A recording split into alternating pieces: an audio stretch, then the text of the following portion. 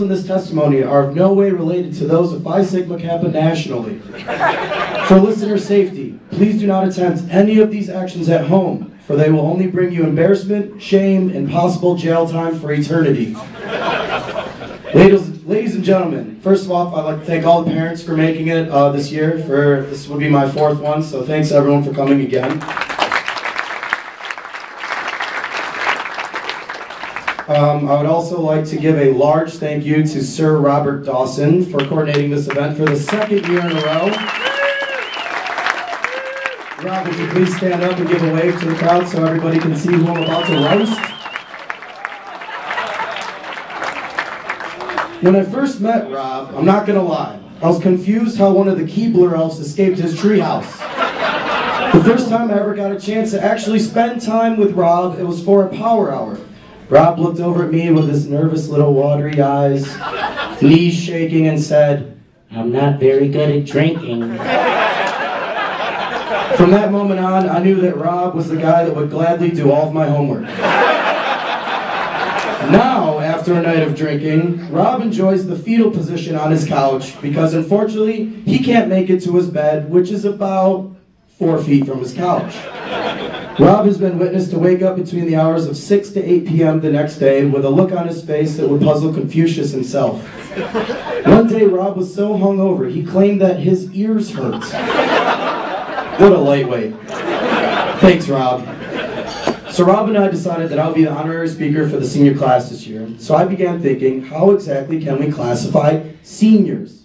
I decided that senior would be defined as 1. A brother that has completed 4 academic years at Indiana University. 2. A brother striving to complete 5 years at Indiana University. I'm going to ask all the brothers that are mentioned in this speech to please stand up and give a wave to the crowd so that their families can appreciate the array of constructive criticism that I will bestow upon them. Brother Matt Palma.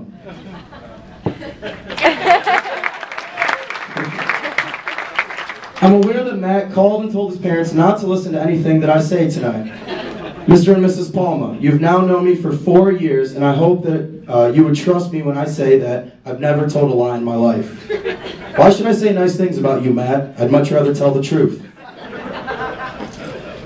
Mr. and Mrs. Palma, your son has 2 alter egos when he drinks. The first we refer to as Swamp Thing. Matt got this nickname after chilling in the hot tub of our 0-star resort in Panama City for spring break freshman year. Matt successfully stayed in the hot tub for approximately 5 hours with numerous strangers. When Matt came back to the room, he was so shriveled and wrinkled that he resembled an 88-year-old man. Now when Matt enters Swamp Thing status, he thinks that he's the ladies' man, dropping pickup lines such as, "I'll give you a nickel to tickle my pickle." When Matt turns into his second alter ego, known as Juan Volvez, he becomes a smooth Spanish prince. And by smooth, I mean awkward. And by Spanish, I mean white. And by prince, I mean creep. Thanks, Matt.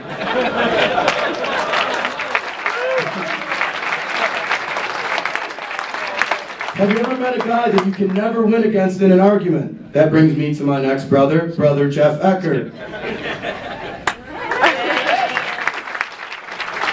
I don't know if any of you have caught anything about Jeff on the recent news, but he's just broken the record for most consecutive arguments won by any human being in the world. Unfortunately, that makes me the record holder for the most arguments lost because I've lived with Jeff for 2 years now. I once told Jeff that he should be a lawyer when he's older, but unfortunately I even lost that argument. I informed Jeff that one day he may have to accidentally lose an argument if he ever wants to get married. Jeff told me that he just hasn't found the right girl that fits his criteria. Short, blonde, and inflatable. Thank you, Jeff. Brother Thomas Opperman, a.k.a. Topperman. Thomas enjoys dancing as if he's the lead part in Riverdance. I'm not kidding, you gotta see this kid dance in the late hours of the night. Whether it's to our fraternity's theme song, Piano Man, or to the newest rap song on the block, Thomas's fast footwork is sure to demand some attention. Thomas is also known as the most indecisive person in the world. Thomas has been documented asking things like, is it okay if I wear shorts? Should I go to the bathroom? And are we in the ocean? Yes, Thomas, we are in the ocean. Thank you, Thomas. Brother Pierce Byron. Brother Pierce Byron is a two-time state yelling champion. In the wee hours of the night, he can be heard screaming things such as, "Yokes!" and "Love me!"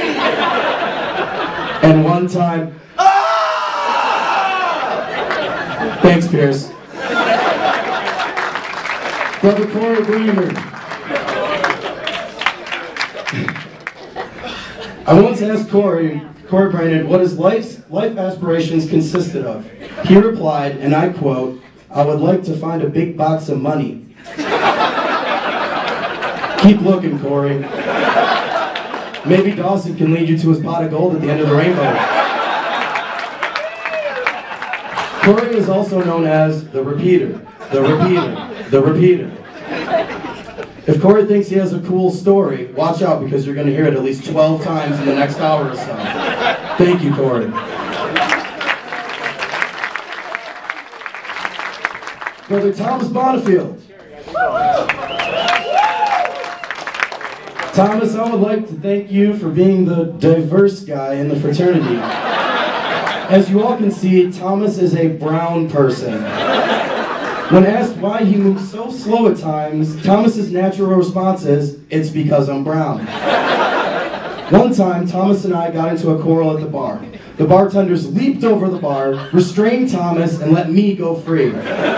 "It's because you're brown, Thomas." Thanks for being the brown guy. Brother Craig Winsima. Craig used to be known by his nickname Ritz. After meeting his lifelong partner, it is now Craig. Craig used to be the life of the party, but he's no longer allowed to have fun according to his wife. After tying the knot sophomore year, Craig admitted that he just didn't want to party anymore, and that he was comfortable settling down with his partner, starting a family, buying a minivan, and being boring. Thank you, Craig. Brother Will Hartman, a.k.a. Phil, a.k.a. Bill. Will enjoys putting lunch meats all over his body and dancing to the thong song. True story. As you may also notice by Will's smile, he is thought to be a direct descendant of Mr. Ed. Will has historically tried to fill his brother's shoes as a frat star, but he enjoys strutting around in high heels way too much. Thank you, Will. Brother Evan Bergmeyer didn't make it tonight, did he? Let's roast him. Unfortunately, I lived with Evan Bergmeyer for a year. It was officially the longest year of my life. I learned a lot from Evan, like how to have a balanced diet, a beer can in each hand. When hanging out with Evan, things are expected to go askew, or awry, or afoul, and sometimes all three. Evan is the king of all moochers. This kid would not be afraid to ask you for the shirt off your back in the middle of the rainstorm. He wouldn't stop there, though. He'd ask for your shoes, pants, and underwear and think little of it. "No, Evan, you can't have my stuff, so quit asking." Thank you, Evan.